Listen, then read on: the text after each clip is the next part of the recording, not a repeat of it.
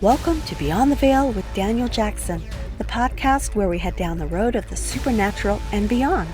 So, sit back and hold on as we take a ride together to what lies in the unknown and beyond the veil. Beyond the Veil with Daniel Jackson presents guest host Jim Hunt. Jim is an acclaimed psychic medium who became aware of his sixth sense at the early age of 5. Born in Montreal to a half-native psychic mother, he was raised, nurtured, and guided by both the living and the dead. He was called to live out his soul's mission to guide, educate, and serve. Over the years, Jim has helped thousands of people around the globe set and achieve goals both personally and professionally with his unconventional methods. His out-of-the-box approach to solving problems comes naturally. I've never fit into what society deems as normal. It was an issue for me growing up, but now I see it's my greatest asset. Overcoming his own struggles and challenges make him that much more empathetic to his clients. He walks the walk, and his clients appreciate his humility. And now your host, Daniel Jackson, with psychic medium and life coach Jim Hunt in Part 2 of Bigfoot, Aliens, Shapeshifters, and more. So I'm seeing energy all the time. And if I stare into your wall,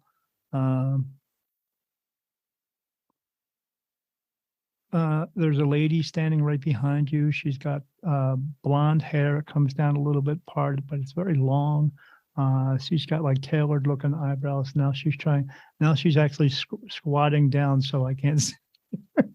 But when I concentrate on that, that's what I see. If I see things and then I go, oh, and then they start talking to me and stuff like that.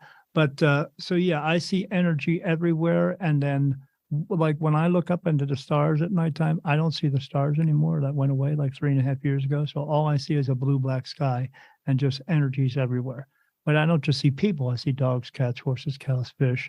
I see what we would consider other beings from other worlds and stuff. So that's what I see every day. But when I see someone, after I see her, I get a flash of what she looks like. And then that goes to what she looks like there, where she's at, where she turns blue. Like your skin, your complexion is kind of tannish. Yep. Well, I'm Native Indian, so that would show. They are actually blue when I see them. And then, like someone who has a tattoo, a black and white tattoo, where the black makes the picture, but the rest of their skin makes up the rest of the picture. Well, I see them in blue, and then the darkness behind them in that earthbound realm takes up the rest of what I see. But I can see every feature and everything about them all the time. They're blinking their eyes, and I see them kissing all the time. They're doing all kinds of stuff, and so I see them doing that, but I see them everywhere. It never just turns off, never goes away. But when I see the negative ones, they actually come through and they glow red. Okay, so and I get them, and it's more of the embers from a fire. So it's not really a red; it's almost like a burgundy, right? Yeah, yeah, and they do that quite a bit. And they pay attention to every word, every movement, every breath, every follicle on our hair to find some form of weakness. Yeah, they sit there and they digest who we are. They speak to each other telepathy. Yes, as we originally would do when we were a spirit again. But when you are thinking something, they hear it. They know what we're doing, and they know. They know when I stand for no fear with the dark, and they know that. And I think that's what pisses them off. Yeah, they don't like me.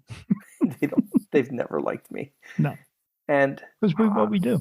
It is, and we accept for who they are, and they're on that realm. They are they're in those portals. They move in and out quite frequently, but they do not disrupt my life. They want to, but they don't.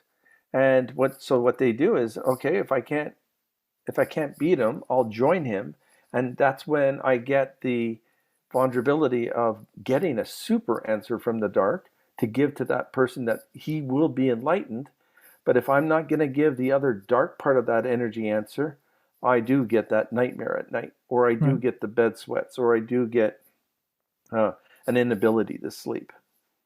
That's the payback. They get angry at me because so they see I have archangels around me all the time, and they protect me from these negative energies because one of the abilities that they gave me was they want me to cross spirit over into the light, and I do that. And so these ones. How often a day do you send spirits to the light? I'm on average between 40 to 60 times a day. We'll talk about that later, Jim. Okay. So I had an instance one time where I see them all in front of me, and I see thousands of them just standing there. And I said, "Hey, is there anybody who wants to cross over?" And they kind of look at me like, "Oh, crap." I said, "Yeah, there's a voice coming from this light." I said, "Come on in." And and there are thousands of them go over. And I wrote it in my book. And they, I get a bunch of them. There's just thousands of them just coming over. And then I said, "Well, I see the line kind of slowed down. Is there anybody else want to come in?" And then I hear a voice off in the distance that says, "No, we want them to stay here. You've done enough." And I said, "No, I need to do as many as I can." And they said, "But you've already crossed over 6,000. How many more do you need?" And I said, "I need all of them." And then I said, "So come on, everybody, let's go." And then this voice goes, "No." And then it turns from no to no. Yes. And I said, yes. I said, "You can say no all you want to, but I don't work for you. I work for my Father, and he wants me to do this. So, and you can't harm me because these guys are protecting me from you. So if you don't like it, walk away." But you're the second one to see that female blonde protector of mine. She's my angelic. She's my protector. She's been with me forever. And she's good looking. I'm giving yes, she is. But it's amazing that there's you and a woman who died of brain cancer in 1998 who saw her as well, other than me. So welcome. Thank you. Yeah, she's standing right there on your left, on your right-hand side. Yep. I mean, she just... Yeah, she keeps everyone at bay. Yeah, because they know we need that.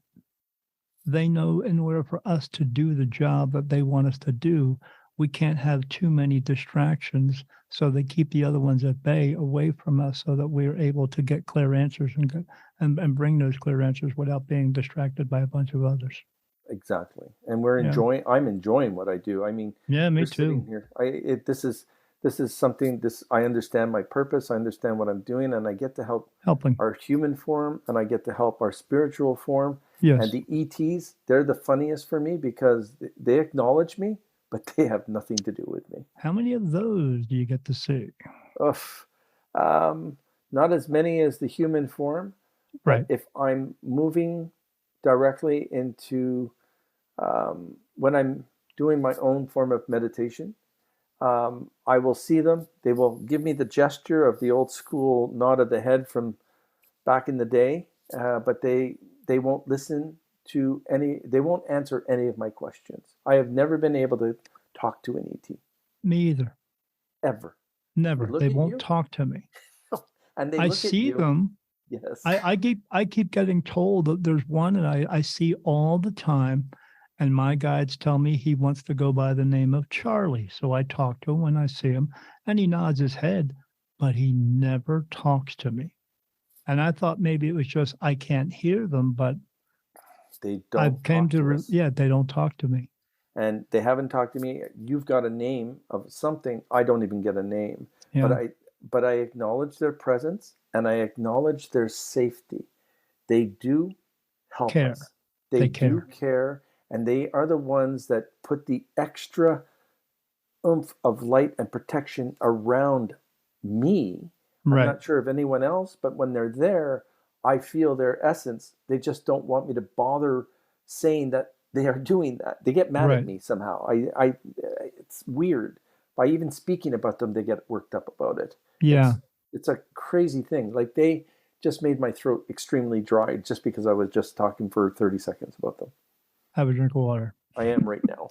Yeah, that's okay. Take your time with it. I'm okay. That's why I keep a glass of root beer water here. I don't drink. I don't like to drink just regular water, so I get these sugar-free packets, and it's root beer flavor. So Good for I you. love that stuff. But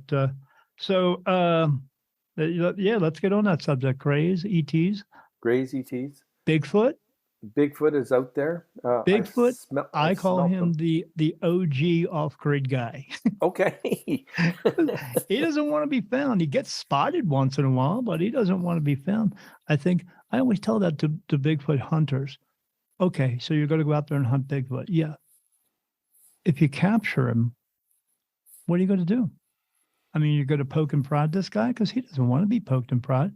You know, he wants to do what we're doing. He wants to live our lives uninterrupted as much as he can. Why are you going to go out there and bother him? I know we have a fascination, just like we have a fascination with spirit, but what are you going to do at that point once you find him?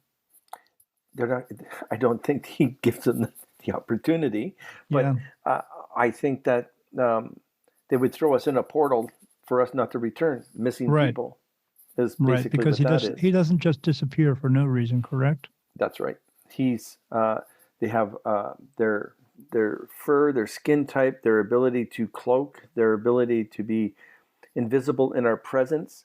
And I think that certain things happen where there could be the solar rays, it could be the moon rays, it could be the energy itself, or as you get closer to a portal, they are seen before they enter a portal because they have to be themselves.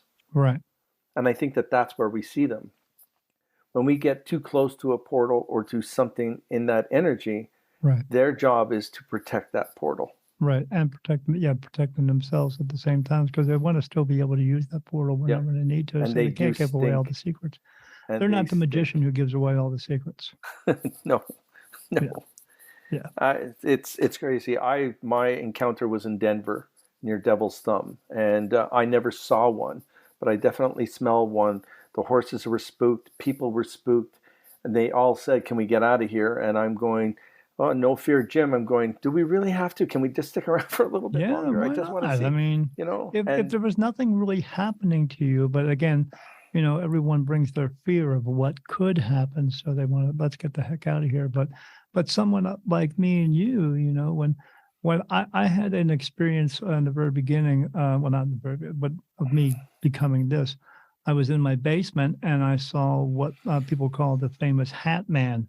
Oh, wow. And I see him once a month on a regular basis now. But in the very beginning, my cat was in the basement. I went down to get him. I said, "Come on, buddy." He looked at me. He looked at his right-hand side. I looked to my left, and this wall of blackness appears. And then this man with a big hat and long coat, I could see his facial features, but not his face, walked out of that wall, walked across the floor, and then walked through the wall. But he's not really walking through walls. He's just walking. And but he didn't have any feet. And then when he went through the wall, then the blackness just closed up. And I was like, but I didn't freak out. I just did one of these where I just kind of like, what's that? I'm trying to analyze everything that I see. I analyze, I review, because we might not get that chance again until we're in the netherworld. But when you're looking at something that is as strange as an ET or a gray, and you're looking going, I'm trying to study you. Right. You're giving me the opportunity. You're not having a communication, but holy cow, every single one of you are different. Yes. I've not seen one ET or gray that are the same. But I've never seen a human that are the same other than natural born twins. But when you see them, do you ever see them? Do you just see them by themselves, or have you actually seen them and there's a background to it? So, wow, that's a good question. I'm asking that because I've had that experience, so I want to see if anyone else does. For me, it's almost like there's a separation of what I see in the spirit world for the human side. And then there's another dimension or a bubble that comes through that I get to see them walking. But it's completely in a different dimension. So they're not, the dead humans are not even recognizing the ETs because they're in a different dimensional view. Right. And that's what I see. So they don't have to acknowledge anyone, but they get pissed off when we can see them. in a way, because we weren't meant, or they don't think that we should see them. So Right. you and I, or many others, are at a higher level to see the ET format, or the gray, in their spirit form. And they're also waiting for their reincarnation. They're also waiting to figure out what their next move is. Right. When I've seen them, I've done this. I wave to them, and then they go, like, look at me Yeah. like, you can see me? And then Why? I go, when I get that look, I go, yes, I can see you. I can't hear you, but I can see you. But I've seen this one, he's had this really kind of larger head, but smaller little eyes. Mm-hmm. And he was sitting at this console, and then behind him, the wall was kind of copper gold. And then there was like the shape of a triangle, like a pyramid, Mm-hmm. a triangle behind me. And what it meant, I don't know. I'm not alien. So, but I saw that for like about 15 minutes, and It's again, with our strange. job. Can you imagine when people are going to be listening to us? The believers are the believers. The other ones are Right. just going to go, I don't want to talk to this guy. This guy's Yeah, off his rocker. I've seen like a couple of them. I saw these men that were standing there. They looked like men, but they weren't human. They were humanoid, but Mm-hmm. and they were standing there, and they were looking at me, and I did the same thing because I get their attention. I wait to them, and they look at each other, and they're looking at me, and they look at each other, and they're talking to each other, and I can't hear them, but I'm saying, yeah, I can see you guys. I know you can see me.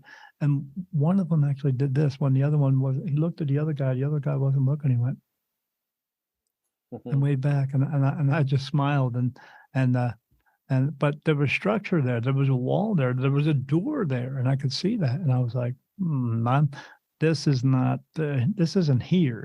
This is somewhere It else. isn't, for sure. It's a Yeah. completely different dimensional field or energy, and we're lucky enough to be present in it. We might not see it in this lifetime or understand it, but at least we see what other people are seeing in the sky. We're actually seeing in our spirit world. Yeah. Sometimes I wake up from sleeping, and when I do, I see in the darkness, because I keep my room completely dark, no light in there, a window, and I see people standing on the other side of that window, and they're just looking through, staring at me.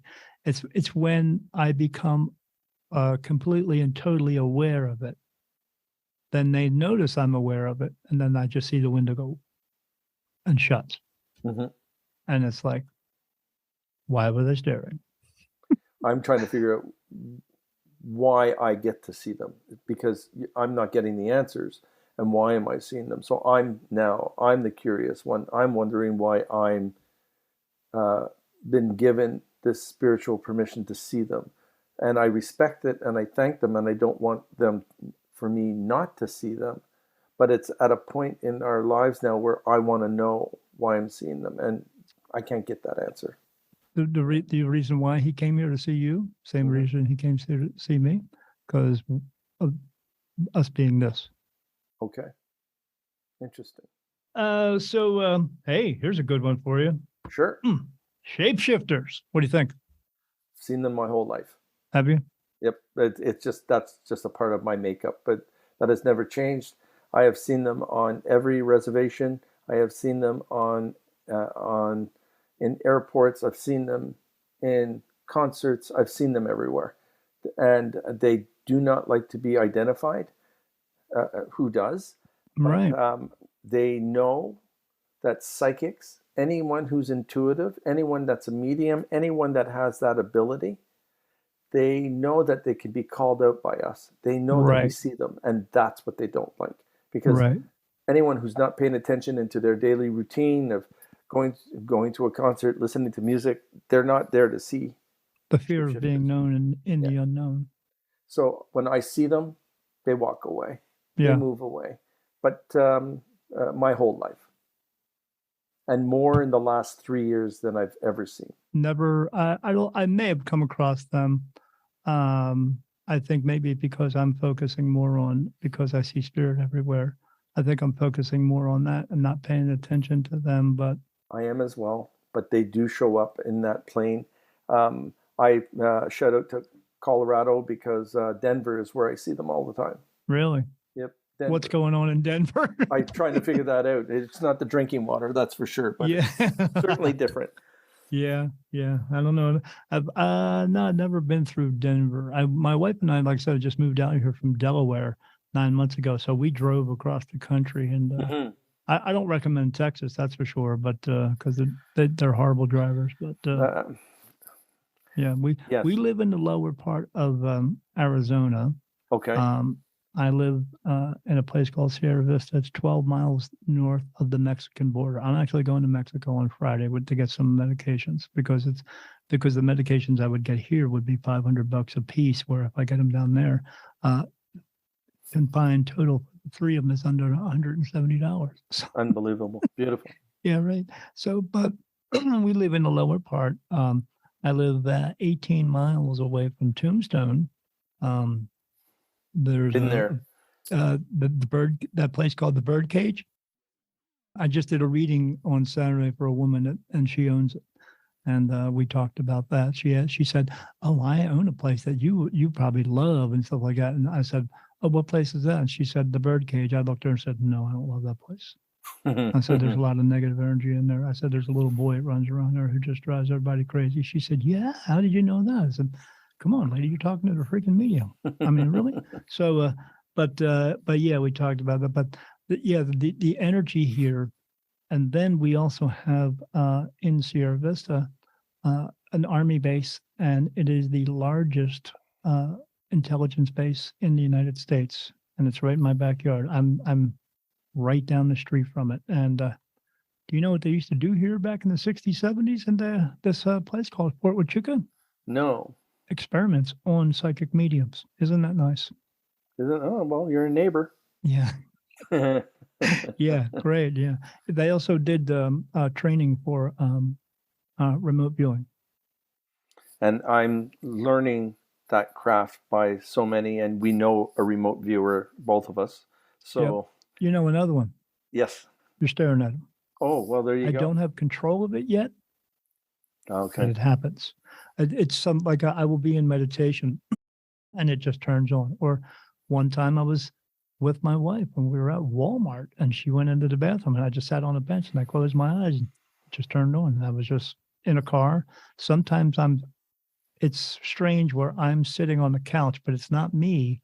I'm looking through someone else's eyes and they're watching TV or doing other things. But I've had the experience where it was with me, where I was sitting in meditation and my consciousness turned on outside of my house. I could see my truck, my wife's car, the kids down the street. I saw a car go vroom past the house, but from inside the house, I heard it go vroom past the house. So, and then I've had other experiences from other places with other beings, grays, and I saw stuff going on because I was somewhere with them, flying around somewhere, looking around, and I'm pretty sure we were in Africa because I saw these gazelle and all this stuff, and then I wanted to know where I was, so I just kind of turned around, and when I did, I saw thousands of them, and I said, "Oh crap!" and I turned back.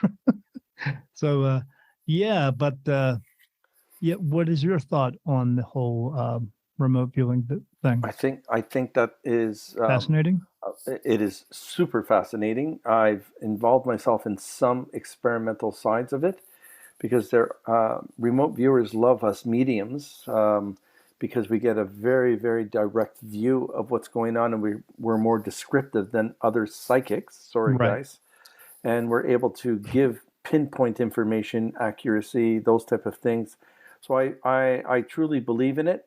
It is another specialty of something that somebody has that would be much better at it than me, but sure. I respect them 100%. It's beautiful. Yeah, my guides keep telling me they want me to do that, but I'm busy a lot doing this as well. Trying to get it all into one package is a hard thing to do. Like there's something else I didn't know I was able to do. I came across one time, and they want me to work on that as well, where I came up out of a dream, and the dream, I saw this girl in my dream, and she was standing in front of me, and she had a piece of paper on the table, and she had her hand above it, and she was making the piece of paper spin around. And I kept hearing this word, cantations. She just kept saying that over and over and over again. And then I woke up from the dream and I was like, cantations, what's that? So I walked into my wife's office and I said, hey, will you Google cantations? I mean, I just had this dream I told her about. And she's like, okay. And she says, oh, it's a form of magic. And I was like, oh, but she says, but the true term is incantations. And I was like, oh, okay. So then I said, all right, well, I'm hungry. I'm going to go out to the kitchen. I got up, went out to the kitchen, opened up the door, and saw this bowl of cherries in there. And I thought to myself, man, I'd like to have some of that cherries. I didn't say it. It was just a thought. I'd like to have some of those cherries. And the damn bowl come flying out of the refrigerator. And I caught it in my hands and I was like, what the hell just happened? It's crazy. And I went back to my wife and said, the bowl of cherries just come flying out. What is that? And she said, that's the cantations thing where you're moving things with your mind. And I was like, I said, but it just happened. I don't know how it just happened because it has to happen naturally. You can't just if you think about it too much. The energy of that is it's not selective, but it's not tamed by us. You don't know how to tame it. Right. Yeah. And I'd like to learn how to. Maybe I could be one of those spoon benders or something, Jim. There we go. I don't know. I would rather give answers to people that they're looking for. So that's more important to me. It is. Yeah. 100%. Here's another one you got here. Out of body experiences. I've never had one. Mm-hmm. I know people who do astral traveling. I don't do it. But I don't do it for the reason that my guides tell me not to do it. Mm-hmm. Why? I have no idea, but they just ask me not to, so I don't. But there's a lot of things they ask me not to do. Like I don't have any tattoos because they say don't get any. They tell me not to drink or do drugs. Not that I would anyway, but I haven't drank in like 15 years because I'm diabetic. But they tell me there's a lot of things but the reason they tell me these things is to not do them is because they keep telling me in order to get clear messages, I must have a clear mind, clear body, clear soul. So, but have you had one of these out-of-body experiences? I've had a near-death experience with out-of-body, which was very scary. And who'd you see?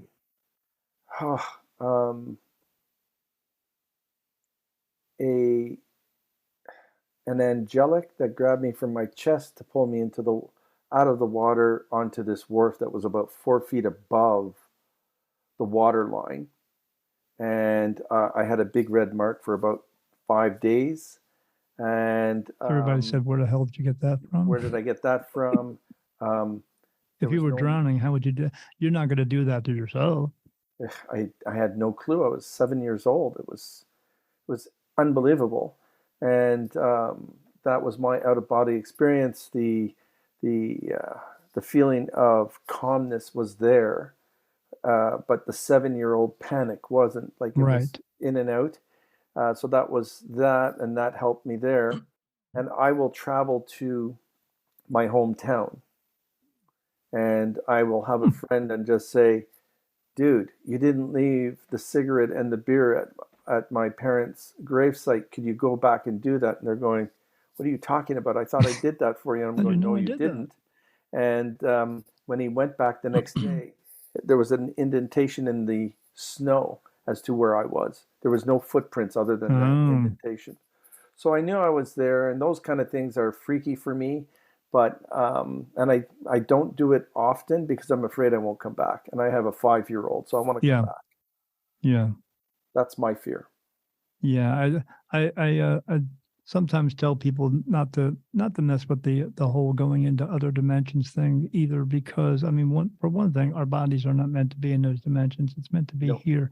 And if you go into it, you might not be able to come back, and then someone's going to find you.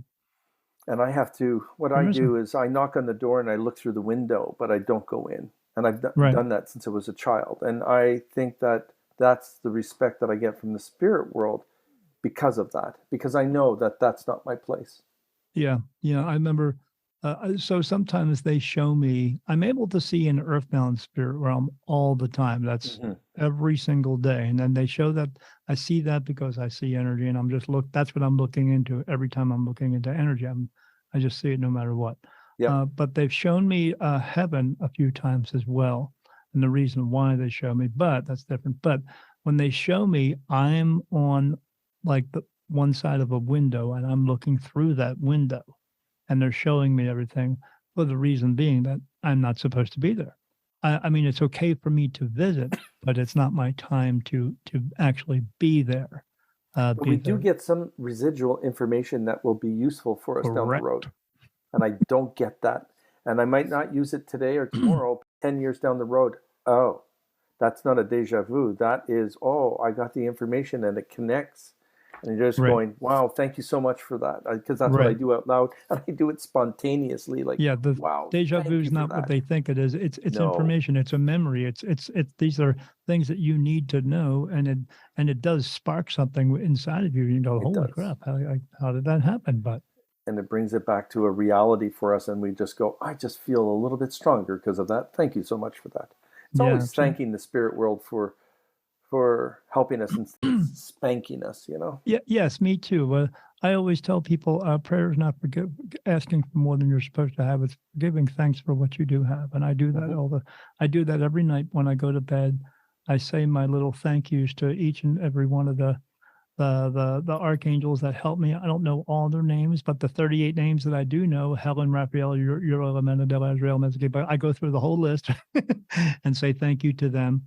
And then, I say thank you to my wife's spiritual guides. And at the end of it, I say thank you to God as well and talk to him.